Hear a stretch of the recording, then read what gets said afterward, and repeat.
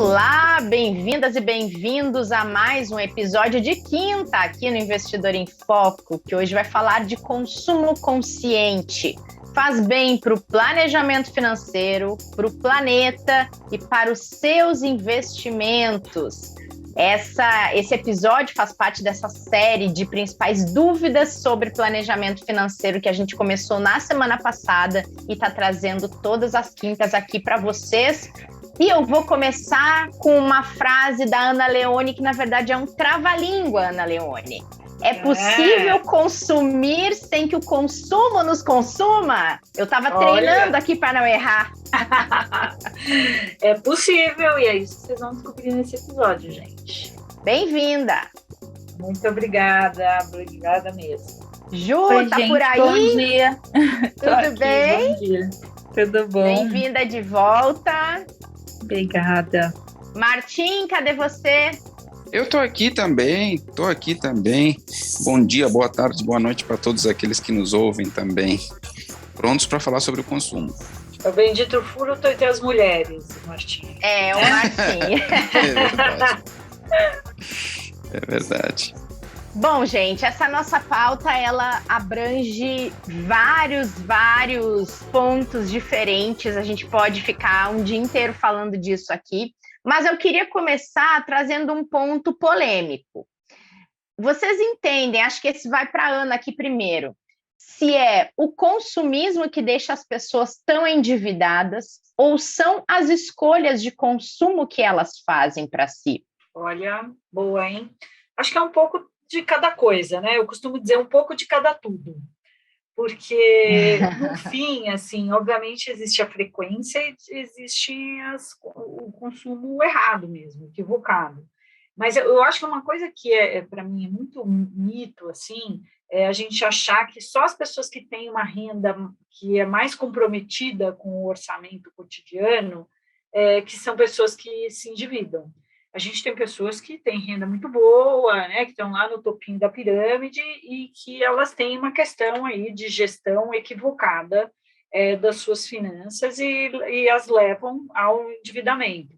Então, eu posso responder essa sua pergunta dizendo assim, que as pessoas que têm menos, né, ou seja, o orçamento é realmente bastante apertado, muito comprometido com as coisas mais essenciais. Essas pessoas, por conta não do consumismo, mas da necessidade de consumo, ou seja, né, de viver ali, mas a gente tem ali pessoas que fazem escolhas erradas mesmo, e aí sim entra para o grau de consumismo. A gente sabe, né, a taxa de endividamento no Brasil é super alta, então tem um levantamento da Ficomércio aqui, que em 2019 a taxa de lares endividados era de 64%, e isso subiu para 67% no ano seguinte, né? Em 2020, se a gente pegar os dados de 2021, isso ficou mais acentuado justamente por conta da pandemia. E tem um conceito também que as pessoas acabam misturando muito, que é a questão da dívida e da inadimplência. O endividamento, quase todo mundo tem alguma dívida. Se você tem uma faturinha aberta no cartão de crédito, ou seja, se a sua fatura vence daqui 15 dias, isso é uma dívida que você vai quitá-la em algum momento. Financiamento, né, empréstimos, enfim, isso são dívidas. Então, as estatísticas muitas vezes cobrem isso. Mas existe aí a inadimplência, que é a sua capacidade, né, a sua incapacidade, aliás, de honrar aquela dívida que você adquiriu em algum momento. Esse é o problema, né, quando a pessoa perde essa capacidade de poder honrar com elas. E aí isso passa a ser um problema um pouco maior, porque aí, né, você, além de ter que pagar dívidas atrasadas, a gente sabe que a taxa de juros no Brasil é muito alta, ainda você tem aí toda uma desorganização ainda maior do seu orçamento. E eu gosto também, assim, de dizer que, na minha opinião, né, aqui o tema hoje é consumo, o consumo é o principal concorrente da poupança, né? Porque é o dinheiro que, em geral, o consumo além do necessário ou além do programado, ou seja, aquele consumismo de fato, aquele dinheiro podia estar sendo destinado para uma poupança, por exemplo.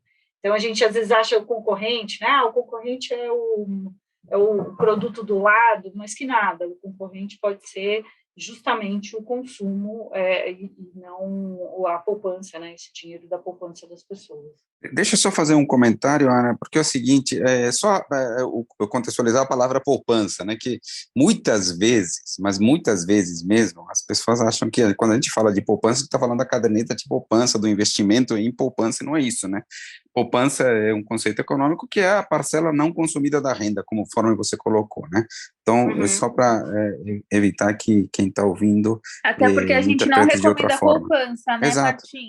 Exatamente, Ju. Era exatamente aí que eu queria chegar. A gente deveria mudar o nome do produto.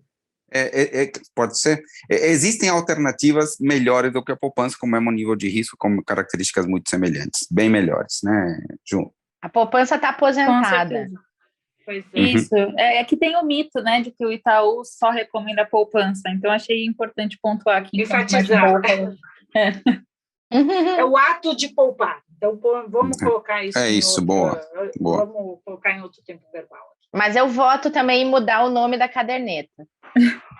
Chama de caderneta só, pronto. Chama de caderneta, Que nem caderneta é mais, tadinha, né? Antes era, eu tinha. Pois caderneta. Tinha o caderninho, né? Dizem, né? Ouvi falar, né? Não sei.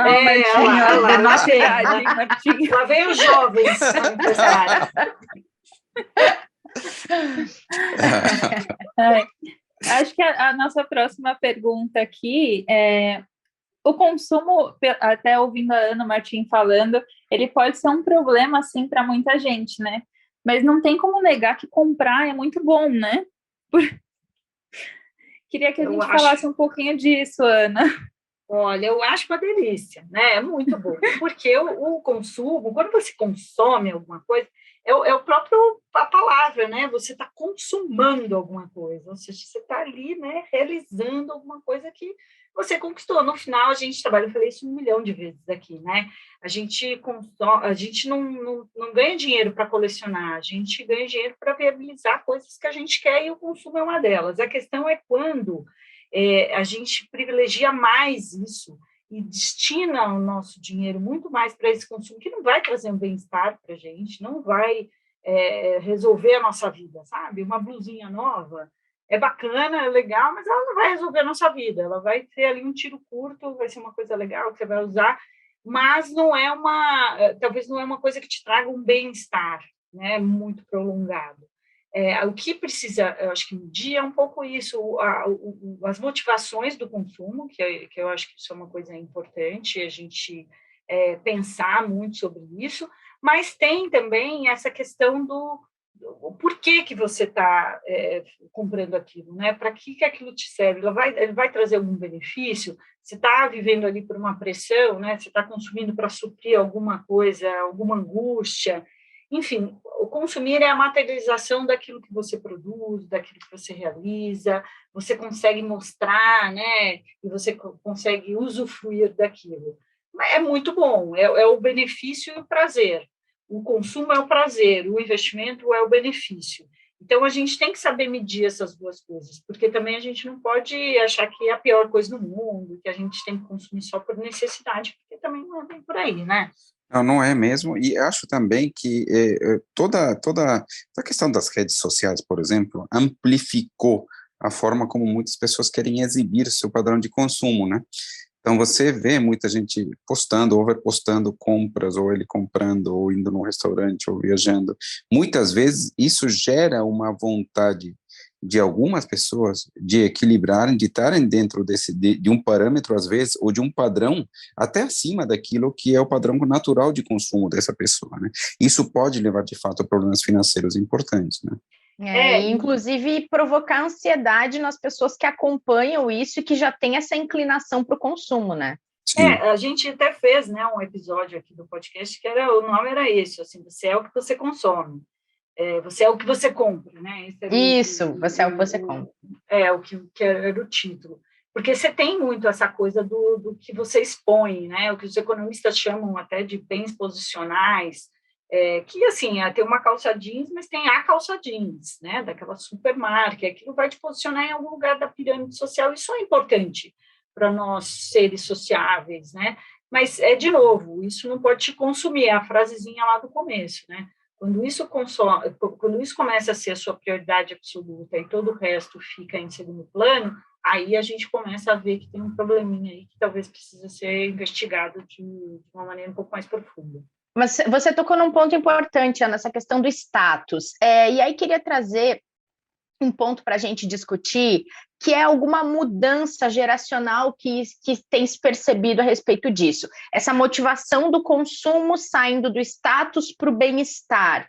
Isso tem aparecido, dá para perceber uma geração que já prefere viver experiências do que ter coisas? É uma tendência que isso continue acontecendo ou é só um grupo isolado que tem mostrado essa mudança na avaliação de vocês? Olha, posso começar aqui, Martinha, e depois você engata na junta aí.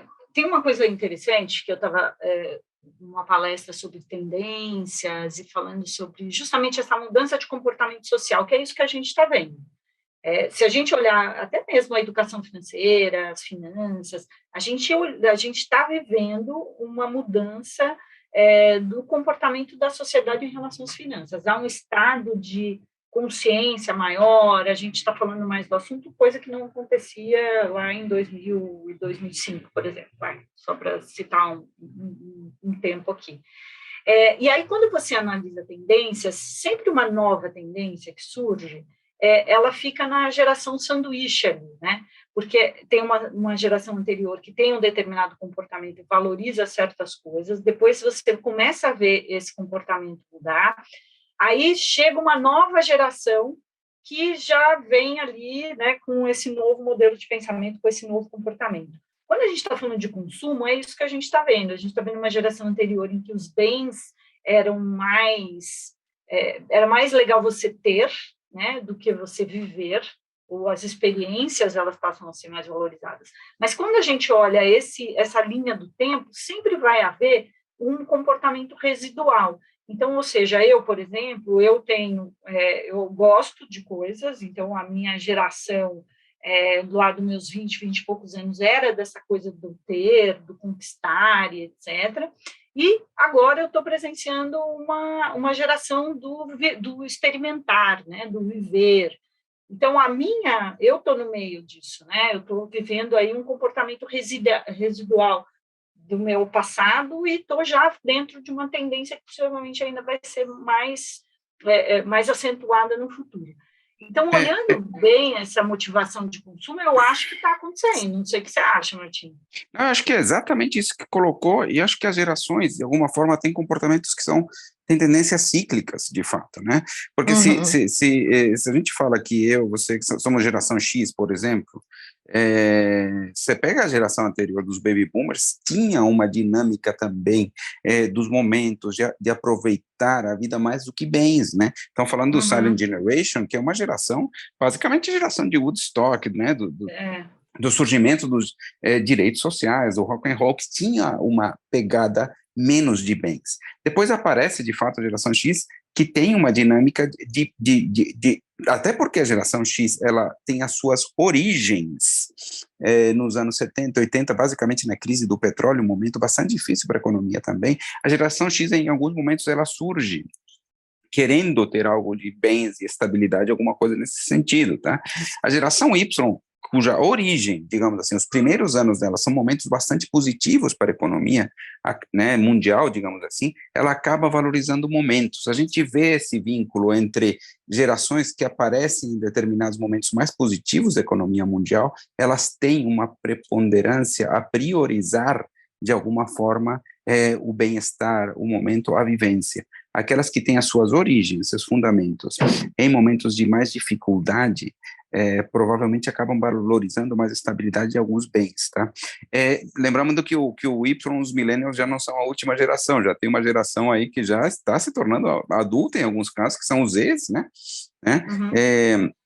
E a geração Z, talvez ela já tenha origens em algum momento de um pouquinho mais de dificuldade. Então, às vezes as crianças começando a se tornar adolescentes, que já seriam a geração Z, talvez voltem a ter algum comportamento um pouco semelhante em relação à posse de bens. Mas vamos ver, né? Isso aqui a gente vai saber ao longo das próximas décadas, quando essa geração aí começar a, de fato, ser mais participativa economicamente, ou, né, no mercado de trabalho, enfim, ou nas influências em relação à sociedade. E tem aspectos que daí é como se a gente estivesse num trem, né? Esse trem vai passando por lugares e em cada lugar você recolhe uma experiência. Eu acho que hoje o que está na pauta muito desses jovens, coisa que, sinceramente, né, não estava na pauta das gerações anteriores, era essa questão do meio ambiente. E isso também traz um senso de olhar para o consumo, né, um senso de urgência e de um olhar mais crítico ao consumo e à forma de se consumir.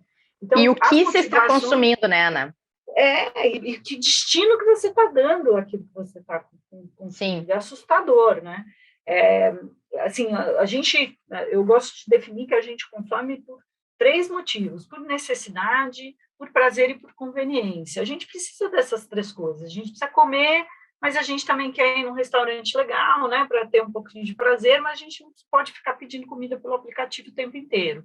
Então, quando a gente equilibra essa coisa da necessidade, do prazer e da conveniência no consumo, acho que a gente chega, né, numa equação boa aí, que se equilibra e que ajuda o entorno, ou seja, não compromete a economia, como o Martim trouxe aí, essas questões objetivas aí do consumo e o poupar, né, o ato de poupar, preserva o meio ambiente e as finanças das pessoas, se tornam mais equilibradas, que isso é importante também. Eu acho que, só trazendo o ponto do ESG, né, dos investimentos sustentáveis, que também são muito importantes, e que eu vejo que hoje uma boa parte dessa geração, dos investidores mais novos, digamos assim, priorizam ou, de alguma forma, dão um destaque especial para os investimentos que têm boas práticas de sustentabilidade, né? Então, acho que não é à toa que a gente vê esse tipo de investimento crescendo, não é por nada também, né? A não ser exatamente essa demanda especial que a gente vê, que a gente lançou também a nossa carteira recomendada de investimentos ESG, que dia sim, dia não, a gente vê lançamentos de investimentos com essas características, porque no fim das contas são empresas que basicamente têm uma noção dessa sustentabilidade nos seus produtos. Sustentabilidade em termos do ambiente, em termos da sociedade, em termos das próprias governanças, né, ou da própria governança interna da própria empresa, né? Então, acho que é por isso também que vem crescendo muito toda essa questão do ESG entre essa nova geração. E tem uma coisa, né, dessa coisa dessa coisa, mas é isso mesmo que eu vou falar, da economia circular.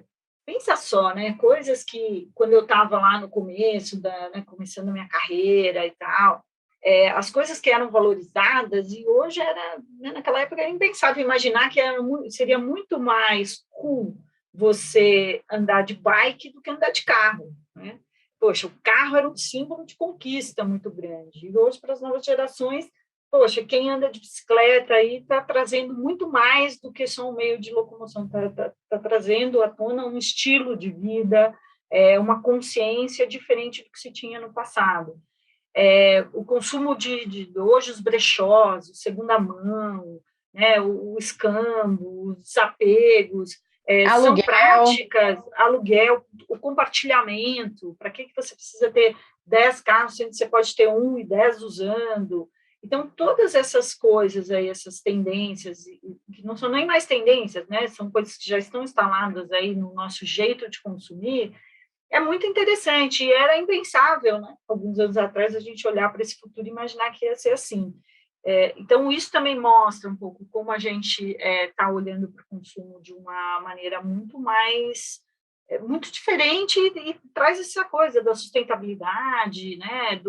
Mas, de novo, é curioso pensar que esse estilo também é um jeito de você se posicionar dentro do teu social ali.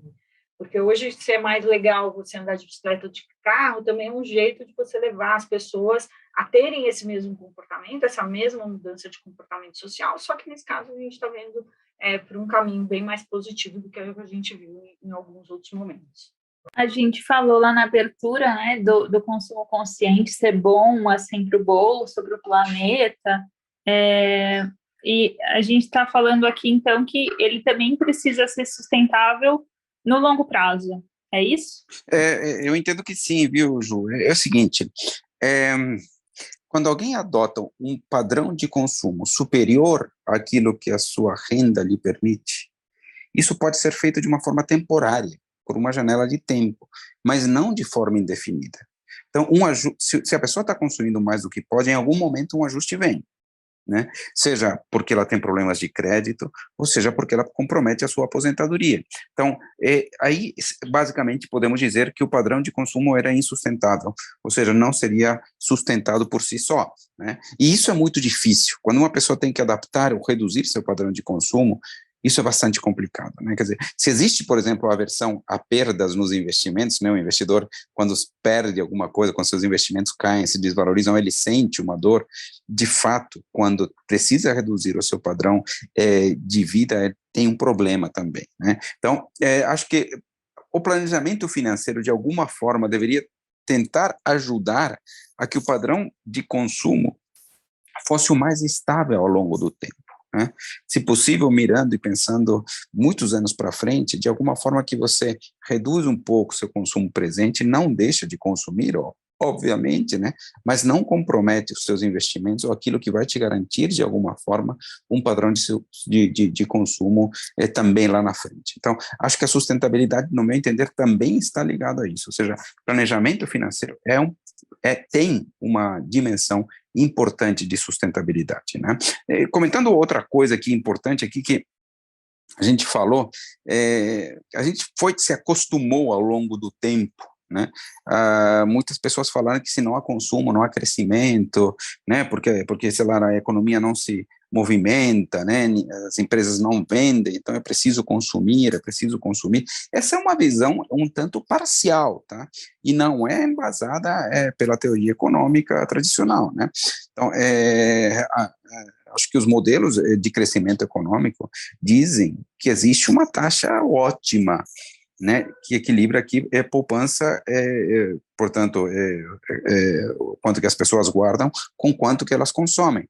Porque se por um lado tem essa questão de que se ninguém consome nada, a economia não cresce, por outro lado, tem o fato de que se ninguém investe nada, ninguém guarda nada, de fato a economia também não vai crescer no futuro, né, porque eu não tenho capacidade nem de expandir a minha capacidade de produção, e nem sequer de manter a capacidade instalada, já que existe uma depreciação natural dos meios de produção. Então, o ponto existe uma taxa boa, ótima dentro da economia. O próprio modelo de Solow, que é um economista que falou muito sobre crescimento, prêmio Nobel em 1987, ele descreve que existe uma taxa ótima de investimentos, né? E leia-se também que existe também uma igualdade econômica, que investimentos são iguais à poupança, ou seja, tudo aquilo que é guardado na economia, de alguma forma é investido em algum lugar, né? Então, esse é um ponto importante. Também tem que haver esse equilíbrio entre quanto você guarda e quanto você consome, porque exagerando de um lado ou de outro, até teremos problemas de crescimento econômico dentro de um país, ou seja, cada país tem que encontrar a sua taxa de investimentos, que é a sua taxa de poupança, que equilibra aí um crescimento sustentável também. Nossa, depois dessa aula, nem sei o que dizer, mas é verdade, eu acho que esse é um ponto, as pessoas têm, acho que esse mito um pouco, né, de que uma economia, ela vai girar em torno aí de um consumo frenético, e é como andar de bicicleta, a hora que você para, né, você tomba, então você precisa de ter ali os investimentos, né, o seu ato de poupar, ou quanto você consegue preservar, são as rodinhas da bicicleta para que, se você venha precisar parar de pedalar, você tem ali algo para te suportar. É isso aí mesmo. Muito bom, muito bom. Gostei dos pontos de vocês, acho que essa questão da sustentabilidade, ela não é só quando a gente fala de coisas específicas, mas também do nosso planejamento ser sustentável, né? Isso tem tudo a ver com esse desafio que a gente lançou de falar das principais dúvidas do planejamento. Acho que o consumo consciente está aí ligado a isso tudo que o Martim trouxe, da sustentabilidade do nosso planejamento financeiro. Muito bom, gente. Achei ótimo esse papo de hoje, essa sequência que a gente está dando para essas dúvidas a cada quinta-feira. Então, semana que vem estaremos de volta, combinado, neste mesmo bate-local aqui, para trazer mais uma dúvida sobre planejamento financeiro. Combinadíssimo, estaremos aqui. Estaremos aqui. Muito bom, gente. Obrigada, viu? Boa semana para vocês. Até semana que vem e boa semana para todo mundo que acompanhou esse episódio. Contem com a gente nas quintas-feiras de vocês para tirar dúvidas sobre planejamento financeiro, que a gente vai estar sempre por aqui. Até a próxima!